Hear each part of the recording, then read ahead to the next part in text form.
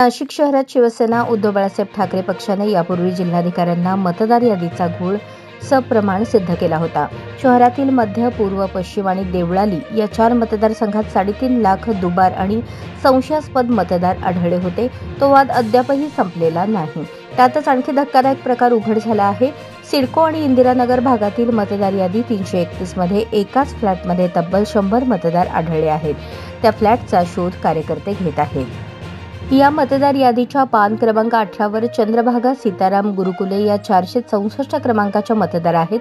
नंतर प्रवीण प्रल्हाद पाटील हे 43 क्रमांकावर दाखवले आहेत. विशेष म्हणजे या यादीत तब्बल 100हून अधिक मतदार एकाच फ्लॅटमध्ये असल्याचे यादीत आहे. यादी तपासली असता रघुवीर अपार्टमेंटमधील फ्लॅट क्रमांक 2 मध्ये कांबळे, पाटील, सांगळे, महाले, बिरारी, अभ्यंकर अशी आडनावे असलेले 100 मतदार एकाच फ्लॅटमध्ये राहत असल्याचे दाखवले आहे. या संदर्भात शिवसेना महानगर प्रमुख प्रथमेश गीते यांनी निवडणूक आयोगावर प्रश्नचिन्ह उपस्थित केले आहे. यापूर्वी नानावली परिसरामध्ये एकाच घरात 813 मतदार दाखवले होते. त्याची तक्रार केल्यावर प्रशासनाने सारवासारव करण्याचा प्रयत्न केला.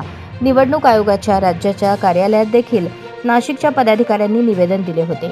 अधिकाऱ्यांशी चर्चा केली होती. मात्र दुरुस्तीऐवजी यादी योग्य असल्याचा दावा करण्यात आला. यामध्ये मोठे कारस्थान असण्याचा संशय आहे. शिवसेना उद्धव बाळासाहेब ठाकरे पक्षाचे कार्यकर्ते संबंधित घर शोधून काढतील असे गीते म्हणाले. नाशिक शहरातील 4 विधानसभा मतदारसंघांचा समावेश महापालिकेत होतो. आगामी महापालिका निवडणुकीसाठी हीच यादी वापरली जाणार आहे.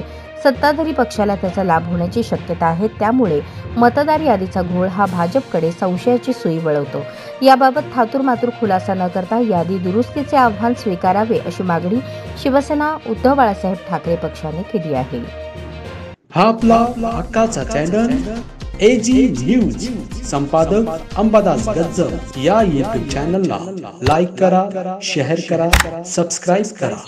संपर्क 94 92 37 68 92.